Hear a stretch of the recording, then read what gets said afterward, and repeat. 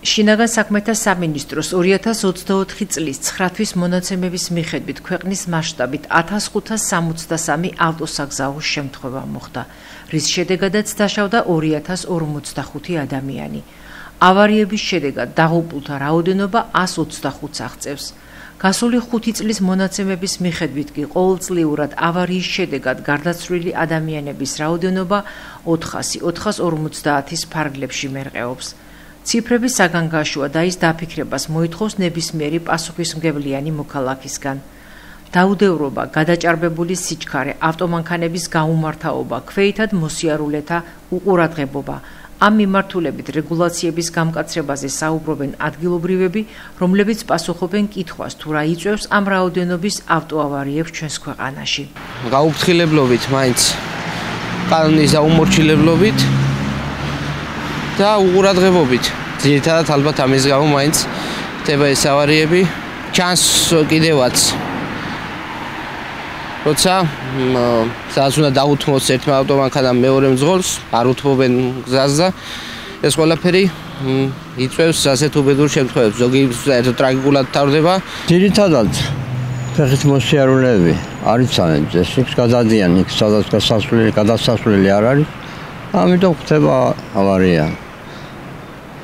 დაუდევრობა აქვს კიდე მძღოლებს, იმიტომ რომ ისინიც არ ყვევენ წესებს და იგადადიან სადაც არ შეიძლება გადასვლა. სისხლის გადაჭარბების სიჩქარე აუცილებელია რომ მოხდეს რაღაც ავარია და ხდება ასეთი დაზიანებები. ბევრჯერ არის რომ მოქალაქეობის ბრალიც არის და რა ვიცი თვითონ მძღოლებიც მაქსიმალურად სიფრთხილეს უნდა იჩენდნენ. უყურადღებობა მძღოლების მიერ მე მეორე რომ შეიძლება შევთვალოთ კიდე რომ ის იწევს რომ გადამეტებული ჭარბისმა დალევა ეს ყველაფერი და ან მოქმედებს ამაზე და უფრო მეტი კონტროლია საჭირო ამისთვის რა. და განსაკუთრებული კონტროლია საჭირო, როდესაც მართვის მოწყობებს იღებენ. აქ იყოს განსაკუთრებული ყურადღება მიქცეული, რომ არ მოხდეს ამე გაპარვა ისეთი, რომ უცოდინარი არ დაჯდეს მანქანას. მართავი მანქანების ჩემი აზრით და პატარა ბავშვები ზიან მანქანებთან. ისრაფად გადაჭარბებულად დადიან, რა თქმა უნდა. ცოტა სიფრთხილეც მართებს ალბათ მძღოლს და სიმთვრალე არ უხდება ნამდვილად საჭესთან მჯდომ ადამიანს უნდა იყოს ფრთხილად თვითონაც. გადაჭარბებული სიჩქარე ნამდვილად არ არის სასურველი. სწორი და უსაფრთხო მართვისთვის საჭირო ცოდნა, რაც შეცვლის ვითარებას უკეთესობისკენ. გვეუბნება დავით ხაჭაპურიძე, რომელიც ამ მიმართულებით მუშაობს. პირველი მე ვფიქრობ ამის მიზეზი ის არის, რომ მძღოლებს შორის არის ნაკლები განათლება უსაფრთხოებიდან გამომდინარე. მოძრაობენ გადაჭარბებული სიჩქარე, პირველი ინტერიერი არის სიჩქარე, მაღალი სიჩქარით მოძრაობა. მეორე ინტერიერი არასწორი მანევრირებები და ეს ყველაფერი გამოწვეულია იმიდან, რომ არიან თვითნასწავლი მძღოლები კიდევ. იყო სამწუხაროდ 90-იან წლებში ხანა ისეთი, სადაც დაბადების დღეებზე ჩუქნიდნენ ერთმანეთს მართვის მოწმობებს. ეს მძღოლები უკვე დღეს მართვის მოწმობები აქვს ჩვეულებრივად და მათ უფლება აქვს იმოძრავონ ქუჩაში.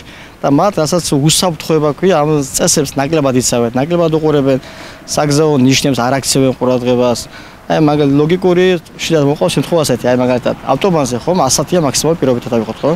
აი რო დაგვიდგეს ავტობანზე ნიშანი წადი 90-ით, წადი 70-ით, წადი 50-ით, ეგ უნდა მივხვდეთ ჩვენ ამას, რომ რაღაც დამკოლება არის.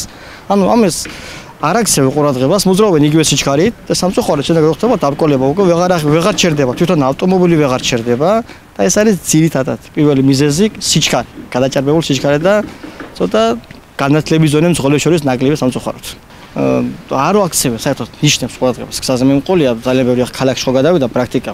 ზოგს არ აქვს მართვის მოწმობა, მაგრამ გამოცდილება აქვს, თაყავს თავის სატრანსპორტ საშუალება, ხო? სვამთ მათ საჯასთან მანქანას. ვატარებთ ქუჩაში და ვაჩერებინებ ბოლოს მანქანას და ვეკითხებ, გავიარეთ რაღაც მანძილი ქუჩაში, აბა შენ რამდენი საგზაო ნიშანი დაინახე გზას? არც ერთი არ აქვს დანანახი. თვითნასწავლი რომ არის ის არ აქვს ყურადღებას, იყურება მარტო გზაზე. აი რამდენი რო შევცვალოთ ახლა სიტუაცია ქალაქში, დავაყენო რაღაცა ნიშანი, ხო? აი 100-დან 99 წავა დარღვევას. ანუ არ აქცევ ყურადღებას ნიშნებს გზაზე. იმათ მაიცენ დაზეპირებული აქვს სესტაფონი დიდი ქალაქი არ არის, ხო? პირველად ქალაქი სადნა გაწვეს, სადნა გამოწვეს ეს ინტუიცია, ორიენტაცია გამომუშვებული, დაღვებენ ორიენტაციას. ნიშნებს არ აქცევენ ყურადღებას და ეს არის პირველი მიზეზი. ქუჩაში გადატანილი გამოცდები, რა თქმა უნდა, უწყობს ხელს, მაგრამ ეს მომავლის პერსპექტივა, მომავალ მძღოლებზეა საუბარი აქ. დღეს სამწუხაროდ არის ესეთი მძღოლები კიდევ ქუჩაში, რომელსაც ავტოსკოლა სადარულია, ისე ჩააბარეს, აი დღეს მართვის მოწვევა, ხო? ქუჩაში მათ მასწავლებლებთან ერთად, პროფესიონალებთან ერთად არ უვლიათ ქუჩაში. თვითნასწავლები არიან და ამიტომ ალბათ დაჭირდება წლები. ეხლა კი მიუხედავად იმისა, დღეს პრაქტიკა ქალაქში ბარდება, მაგრამ რამოდენიმე 10 წელი მაინც დაჭირდება საუბრობდოთ, რომ ეს მძღოლების, ის ძველი მძღოლები ასე რომ ვთქვათ, გადავიდნენ მეორე პლანზე უკვე და აჯობოს ახალბედა მძღოლებმა. ხშირად მყავს მოსწავლე რომ იჯენია საჭესთან დასაშვების სიგარე 50. მიყავს 50, მე ხო ვერ შეიძლება მოძრაობა. გვადგებიან უკანა გვაძლევენ სიგნალებს გვეჩქარება გაგვიშვით. ანუ მოძრაობენ მაღალი სიჩქარით. და სამწუხაროდ საგზაო ინფრასტრუქტურაც არ იძლევა ამის საშუალებას.